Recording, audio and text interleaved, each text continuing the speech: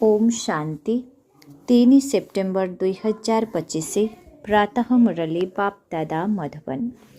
मीठे बच्चे, सत्य पंडा तुमମାନଙ୍କୁ सत्य यात्रा ଶିଖାଇବା ପାଇଁ ଆସିଛନ୍ତି। ତୁମର ଯାତ୍ରାରେ ମୁଖ୍ୟ ଧାରଣା ହେଉଛି ପବିତ୍ରତା। ତେଣୁ ଯୋଗଯୁକ୍ତ ହୁଅ ଏବଂ ପବିତ୍ର ହୁଅ। ଆଜିର ପ୍ରଶ୍ନ, ତୁମ ଭଳି ମେସେଞ୍ଜର ଅର୍ଥାତ୍ ସନ୍ଦେଶଦାତା ଅଥବା ପୈଗମ୍ବରଙ୍କର ସନ୍ତାନମାନଙ୍କୁ କେଉଁ କଥା ବ୍ୟତୀତ ଅନ୍ୟ କୌଣସି କଥାରେ ଯୁକ୍ତି ତର୍କ କରିବା ଉଚିତ ନୁହେଁ? ଉତ୍ତର, ମେସେଞ୍ଜର ଶିବ ବାବାଙ୍କର ସନ୍ତାନମାନେ ସମସ୍ତଙ୍କୁ ଏହି ସନ୍ଦେଶ ଦିଅ ଯେ ନିଜକୁ ଆତ୍ମା ମନେକର ଏବଂ ବାବାଙ୍କୁ ମନେ ପକାଅ। ତେବେ ଏହି ଯୋଗ ଅଗ୍ନି ଦ୍ୱାରା ତୁମର ବିକର୍ମ ବିନାଶ ହୋଇଯିବ। ଏହି ଚିନ୍ତା ବ୍ୟତୀତ ଅନ୍ୟ କୌଣସି କଥାରେ କିଛି ବି ଫାଇଦା ନାହିଁ।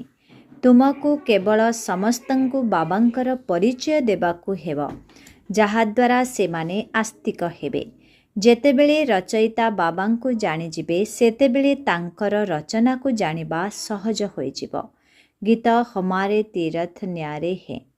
ଓମ୍ ଶାନ୍ତି। ମଧୁର ଆତ୍ମିକ ସନ୍ତାନମାନେ ଜାଣିଛନ୍ତି ଯେ ଆମେ ସତ୍ୟ ତୀର୍ଥବାସୀ ଅଟୁ। ସତ୍ୟ ପଣ୍ଡା ଏବଂ ଆମେ ଯେଉଁମାନେ କି ତାଙ୍କର ସନ୍ତାନ ଅଟୁ, ଆମେ ମଧ୍ୟ ସତ୍ୟ ତୀର୍ଥକୁ ଯାଉଛୁ। ଏହା ହେଉଛି ମିଥ୍ୟା ଖଣ୍ଡ ଅଥବା ପତିତ ଖଣ୍ଡ। ଏବେ ସତ୍ୟ ଖଣ୍ଡ ଅଥବା ପବିତ୍ର ଖଣ୍ଡକୁ ଯାଉଛୁ। ମନୁଷ୍ୟ ଯାତ୍ରା କରିଥାନ୍ତି ନା? କେତେକ ଖାସ୍ ଅର୍ଥାତ୍ ନିର୍ଦ୍ଦିଷ୍ଟ ଯାତ୍ରା ହୁଏ, ସେଠାକୁ କେହି ବି କେତେବେଳେ ଯାଇପାରନ୍ତି। ଏହା ମଧ୍ୟ ଯାତ୍ରା। ସ୍ୱୟଂ ସତ୍ୟ ପଣ୍ଡା ବାବା ଆସିଲେ ହିଁ ଏଥିରେ ଯାଇ ହୁଏ। ସେ କଳ୍ପକଳ୍ପର ସଙ୍ଗମରେ ଆସୁଛନ୍ତି। ଏଥିରେ ଥଣ୍ଡା ଗରମର କୌଣସି କଥା ନାହିଁ, ନା ଧକ୍କା ଖାଇବାର କଥା ଅଛି। ଏହା ହେଉଛି ସ୍ମୃତିର ଯାତ୍ରା। ସେହି ଯାତ୍ରାକୁ ସନ୍ନ୍ୟାସୀମାନେ ମଧ୍ୟ ଯାଇଥାନ୍ତି। ନିଷ୍ଠାପର ଯାତ୍ରୀ ସର୍ବଦା ପବିତ୍ର ରହିଥାନ୍ତି। ତୁମେ ସମସ୍ତେ ଯାତ୍ରା କରୁଛ, ତୁମେ ବ୍ରାହ୍ମଣ ଅଟ। ସତ୍ୟ ବ୍ରହ୍ମା କୁମାର କୁମାରୀ କିଏ ଅଟନ୍ତି? ଯିଏ କେବେ ହେଲେ ବିକାରର ଅଧୀନ ହେଉନାହାନ୍ତି। ପୁରୁଷାର୍ଥିତ ନିଶ୍ଚୟ ଅଟ। ମନରେ ସଂକଳ୍ପ ଆସିଲେ ମଧ୍ୟ ମୁଖ୍ୟ ହେଉଛି ବିକାରର କଥା। କେହି ଯଦି ପଚାରୁଛନ୍ତି, ତୁମ ପାଖରେ ନିର୍ବିକାରୀ ବ୍ରାହ୍ମଣ କେତେଜଣ ଅଛନ୍ତି? କୁହ, ଏ କଥା ପଚାରିବାର ଆବଶ୍ୟକତା ନାହିଁ। ଏହି କଥାରେ କ'ଣ ଆପଣଙ୍କର ପେଟ ପୂରିବ? ତୁମେ ଯାତ୍ରୀ ହୁଅ। ଯାତ୍ରୀ କେତେଜଣ ଅଛନ୍ତି, ଏ କଥା ପଚାରିବାରେ କୌଣସି ଫାଇଦା ନାହିଁ। ସତ୍ୟ ଏବଂ ମିଥ୍ୟା ଉଭୟ ବ୍ରାହ୍ମଣ ମଧ୍ୟ ଅଛନ୍ତି। ଆଜି ଅସଲି ଅଛନ୍ତି, କାଲି ନକଲି ହୋଇଯାଉଛନ୍ତି। ବିକାରଗ୍ରସ୍ତ ହେଲେ ମାନେ ସେ ବ୍ରାହ୍ମଣ ନୁହନ୍ତି। ଯେଉଁ ଶୂଦ୍ର ଥିଲେ ପୁଣି ସେହି ଶୂଦ୍ର ହୋଇଗଲେ।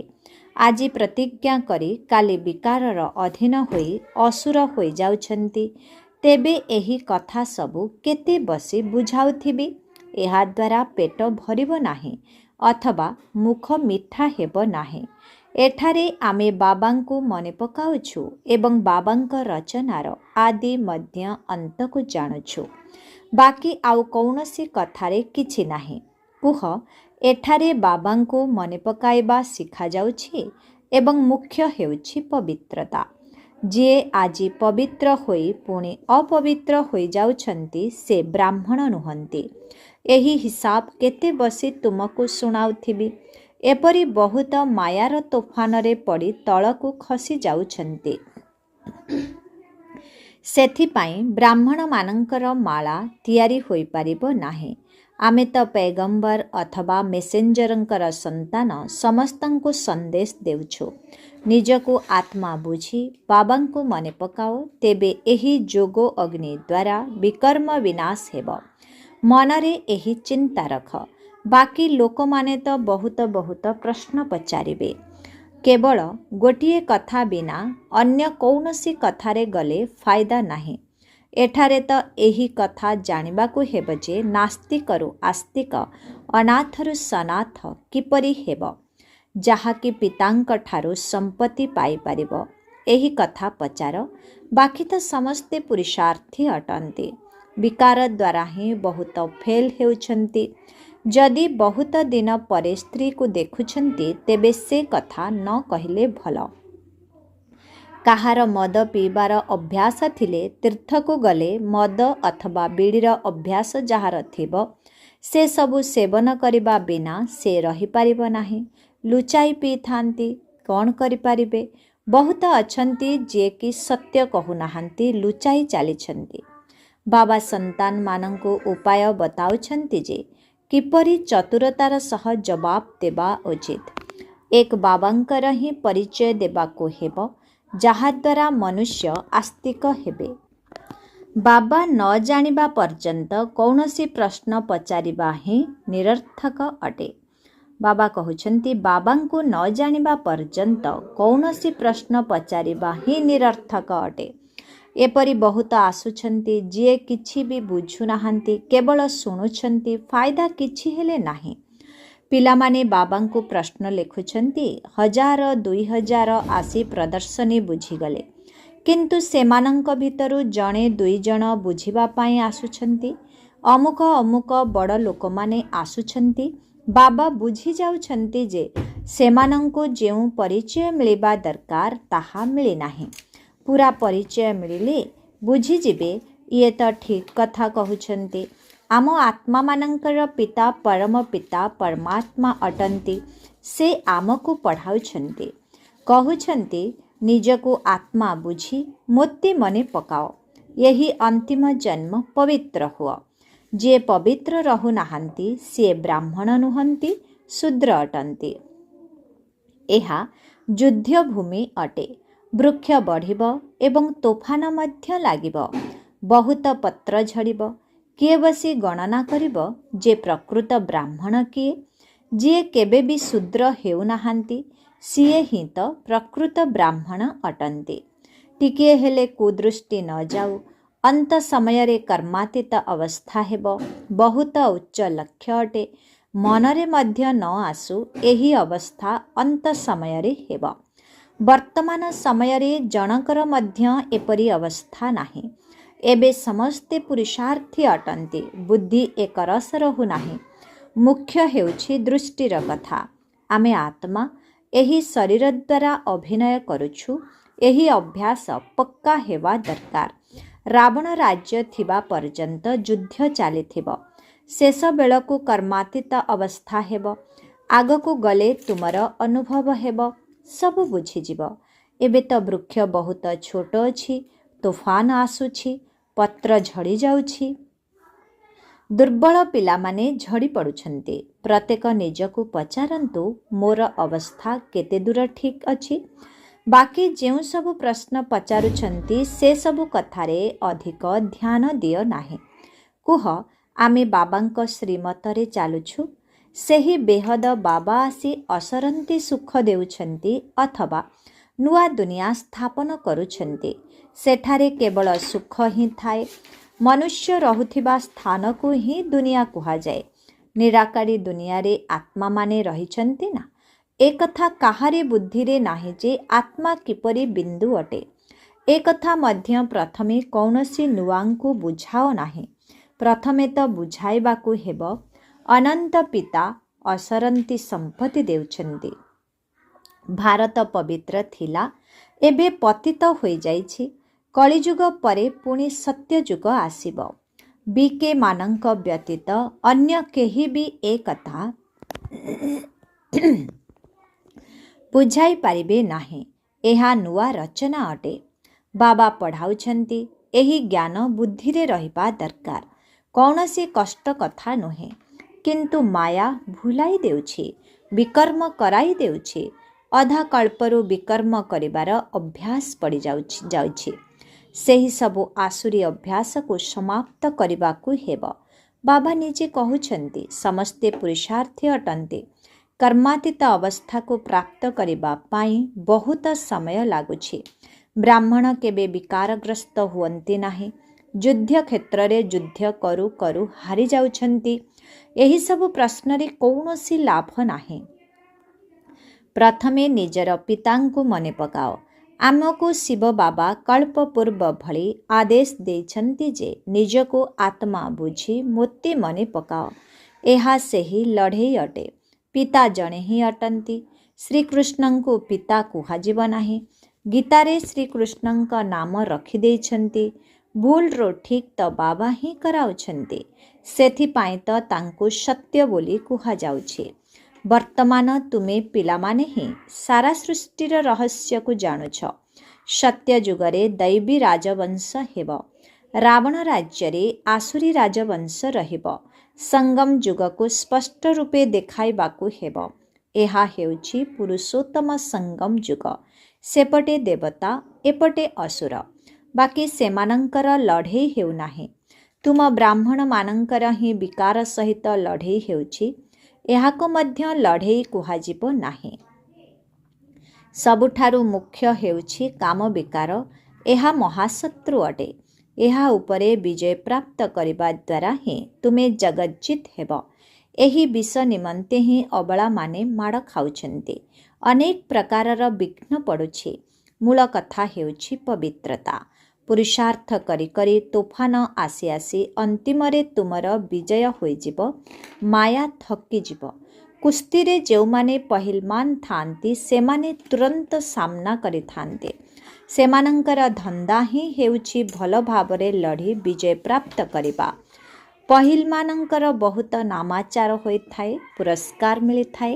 ଏହା ତ ତୁମର ଗୁପ୍ତ ଲଢ଼େଇ ଅଟେ। ତୁମେ ଜାଣିଛ ଆମେ ଆତ୍ମାମାନେ ପବିତ୍ର ଥିଲୁ, ଏବେ ଅପବିତ୍ର ହୋଇଯାଇଛୁ, ପୁଣି ପବିତ୍ର ହେବୁ। ଏହି ସନ୍ଦେଶ ସମସ୍ତଙ୍କୁ ଦେବାକୁ ହେବ। ଅନ୍ୟ କୌଣସି ପ୍ରଶ୍ନ ପଚାରିଲେ ତୁମକୁ ସେସବୁ କଥାରେ ଅଧିକ ମୁଣ୍ଡ ଖେଳାଇବାର ନାହିଁ। ତୁମର ତ ଆତ୍ମିକ ଧନ୍ଦା ଅଟେ। ଆମ ଆତ୍ମାମାନଙ୍କ ମଧ୍ୟରେ ବାବା ଜ୍ଞାନ ଭରିଥିଲେ। ତାପରେ ପ୍ରାରବ୍ଧ ଭୋଗ କଲୁ, ଜ୍ଞାନ ହଜିଗଲା। ଏବେ ପୁଣି ବାବା ଆତ୍ମାରେ ଜ୍ଞାନ ଭରୁଛନ୍ତି। ବାକି ଏହି ନିଶାରେ ରହି କୁହ ଯେ ଆମେ ବାବାଙ୍କର ସନ୍ଦେଶ ଦେଉଛୁ। ବାବାଙ୍କୁ ମନେ ପକାଇଲେ ତୁମର କଲ୍ୟାଣ ହେବ। ତୁମର ଏହା ରୁହାନୀ ଧନ୍ଦା ଅଟେ। ପ୍ରଥମ କଥା ହେଉଛି ବାବାଙ୍କୁ ଜାଣ। ବାବା ହିଁ ଜ୍ଞାନର ସାଗର ଅଟନ୍ତି। ସେ କୌଣସି ପୁସ୍ତକ ଶୁଣାଉନାହାନ୍ତି। ଯେଉଁମାନେ ଦର୍ଶନ ତତ୍ତ୍ୱରେ ଡିଗ୍ରୀ ହାସଲ କରୁଛନ୍ତି ସେମାନେ ବହିପତ୍ର ପଢ଼ୁଛନ୍ତି।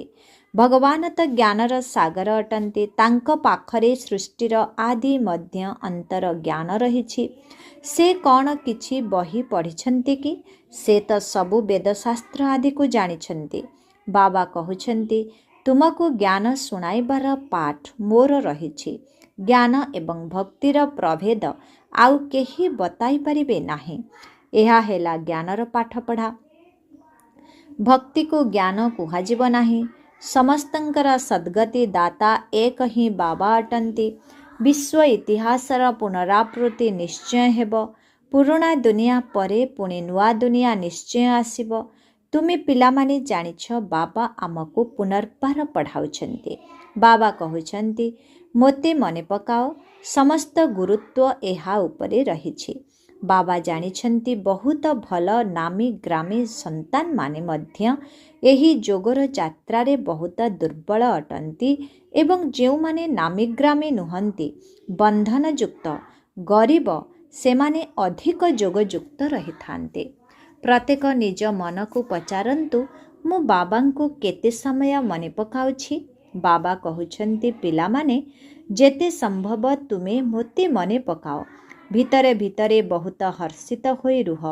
ଭଗବାନ ପଢ଼ାଉଛନ୍ତି ତେଣୁ କେତେ ଖୁସି ହେବା ଉଚିତ। ବାବା କହୁଛନ୍ତି ତୁମେ ପବିତ୍ର ଆତ୍ମା ଥିଲ, ପୁଣି ଶରୀର ଧାରଣ କରି ପାଠ କରି କରି ପତିତ ହୋଇଯାଇଛ। ଏବେ ପୁଣି ପବିତ୍ର ହେବାକୁ ପଡ଼ିବ।